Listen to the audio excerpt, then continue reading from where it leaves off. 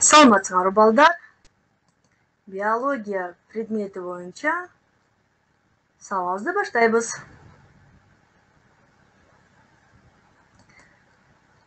Эгерде сабакка даяр болсоңор, ыңгайлуу отуруп, маанилүү жерлерин жазып отурсаңар да болот. Балдар, бүгүнкү сабагыбыздын темасы өсүмдүк органдарынын клеткалык түзүлүшү, клетканын курамы жана ткань жөнүндө түшүнүк. Көңүл буруп отургула балдар. Анда эмесе сабагыбызды баштадык. Сабактын жүрүшүндө төмөнкү суроолордун үстүнөн жооп алып кетмекчибиз. Өмөн бүртүкчөлөрү, көбүкчөлөрү же пияздын чири кабыгынын куб сыяктуу болгон ар бир бөлүкчөсү эмнеден турат? Клетканын негизги бөлүктөрү кайсылар? Пластида деген эмне? Анын кандай түрлөрү бар? Жалбырак эмне үчүн жашыл болот? Силерге да кызыктуу болот а балдар? Эмне үчүн өсүмдүк органдарынын клеткалары бирдей эмес? Клетканын курамында кандай заттар жана пигменттер болот? Клеткалар бири-бири менен кантип биригет?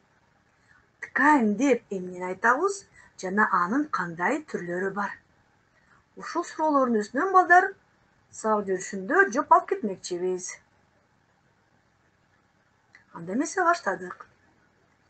Эгерде пияздын чери кабыгын, помидордун, дарбыздын жумшак мөмөсүнүн кесиндисин микроскоп аркылуу 50-60 эсе чоңойтуп карасак, алардын ар бири майда бөлүкчөлөрдөн же клеткалардан турганы көрүнөт. Өсүмдүктүн клеткасы балдар сыртынан чели кабык менен капталган. Клетканын ичи килкилдегирээк келген, анча коюу эмес масса менен толгон. Бул цитоплазма деп атайбыз балдар. Бул зат цитоплазма деп аталат. Гректин цитос клетка, плазма калыптанган деген сөздөрүнөн алынган. Цитоплазмада ныгыраак бүртүкчө ядро жайгашкан. Анын ичинде ядрочосу бар.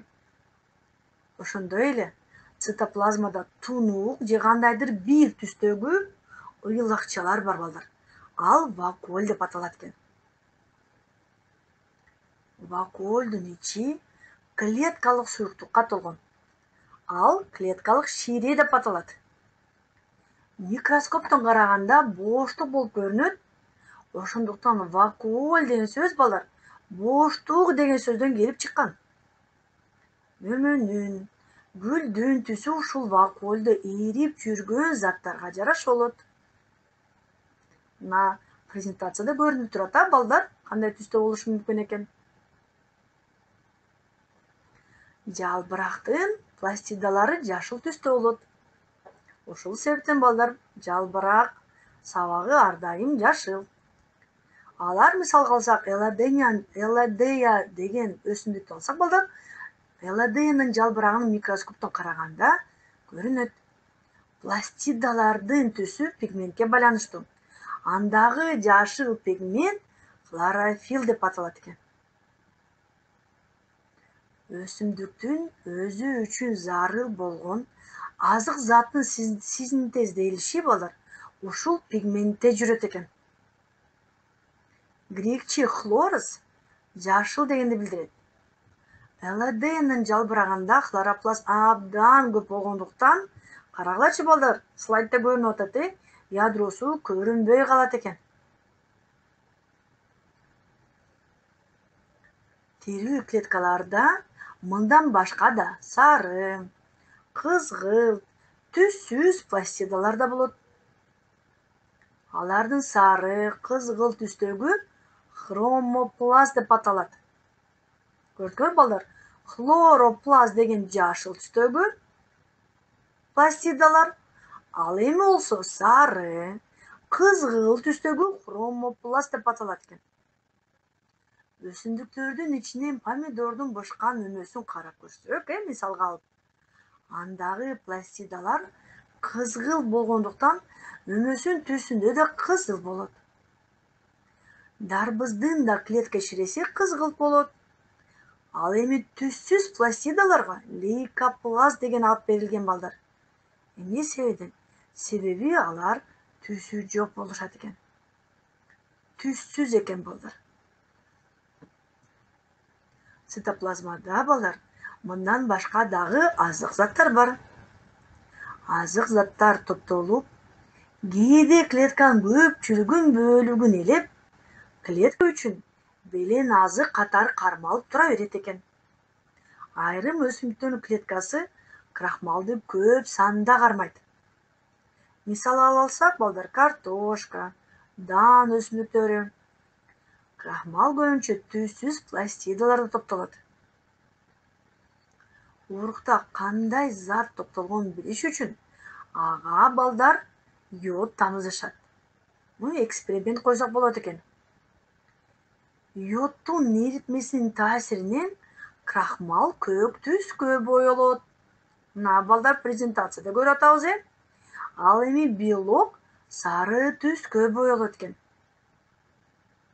Клеткадагы крахмал, май, белок заттарынын клетканын тиричилигинде мааниси чоң болот.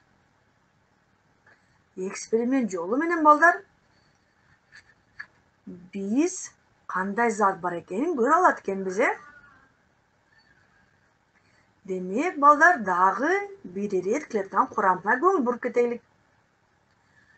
Клетканы түзгөн заттар анын химиялык курамын түзөт экен. Бардык клеткалар химиялык курамы боюнча окшош. Тирүү клетканын тиричилигинде анын курамындагы органикалык заттар, мисалга алсак белок, май, углеводдор жана башкалар балдар. Жана органикалык эмес заттар. Буларга суу жана минералдык заттар кирет. Орчунду орундалышет. Балдар, демек жаттадык. Органикалык эмес заттарга суу жана минералдык заттар, же башкача айтканда минералдык туздар кирет экен. Ал эми болсо органикалык заттарга белоктор, углеводдор жана майлар курамына кирет экен. Эми балдар, ткань жөнүндө түшүнүк бир ирет дагы көңүл буруп көрөлүк, ткань деген эмне экен? Көңүл бурайлык. Жогорудагы аталган заттардын бардыгы клетка аралыгы аркылуу бири-бирине өтүп, өсүмдүк денесинин бир бүтүндүгүн камсыз кылат. Демек, клеткалар бири-бири менен клетка аралык заттар аркылуу биригет жана байланышат. Клетка аралык байланыш бекем, борпоң же бош болушу мүмкүн экен.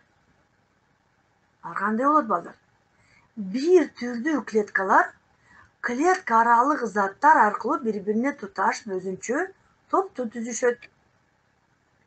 Түзүлүштөрү, формалары жана аткарган кызматтары окшош клеткалар тканьды пайда кылат. Мисалга алайлык, балдар. Мисалы, пияздын чер кабынын клеткалары бир түрдүү 4 бурчтук формада болуп, бири-бирине жакын, тыгыз жайгашат экен. Ткань түрдүү таасирлерге туруштук бере алат. Себеби клетка аралыгы тыгыз жана бекем болгондуктан, мындай клеткалар өсүмдүктү сыртынан жаап турат да, коргоо кызматын аткарат. Алар жабуучу ткань деп аталат, балдар. Ал эми кээ бир клеткалар бат-баттан көбөйгө жөндөмдүү болот. Мындай клеткалардан турган ткань пайда кылуучу ткань деп аталат.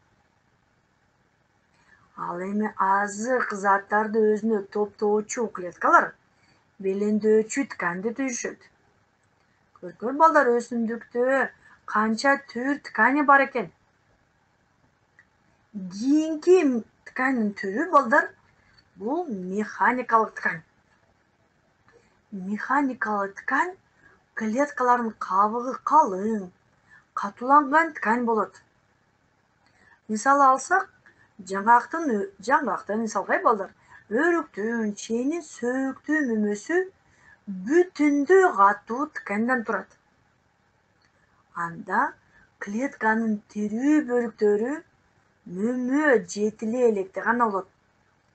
Кийин ал коргоо кызматына байланыштуу толук катууланып кетет. Бул ткань өсүмдүккө бекемдикти жана катуулукту берет. Мындан сырткары клеткалардан турган өткөрүүчү тканьдар да бар. Мына балдар презентацияда көрө алабыз. Алар аркылуу суу жана балдар, сууда эриген минералдык туздар жана органикалык заттар өтөт. Биз азыр эле айтканбыз балдар, клетканын курамына караганда клетканын ичинде органикалык жана органикалык эмес заттар болот. Кандай органикалык заттар кездешет экен балдар? Чогуу эстеп коелукчу. Азаматтар сыңар, булар белок, май, углевод дегенбиз, Ал эми болсо органикалык эмес заттарга биз суу жана сууда эриген минералдык туздарды же болбосо минералдык заттарды киргизгенбиз. Ушу органикалык жана органикалык эмес заттар балдар өткөрүүчү ткань аркылуу өсүмдүктүн ар бир органдарына өтөт экен. Балдар, бүгүнкү сабагыбыздын дагы аягына келип жеттик. Эмки сабакта көрүшкөнчө сак саламатта калгыла. Көңүл бурганыңар үчүн ыраазычылык билдирип кетмекчимин.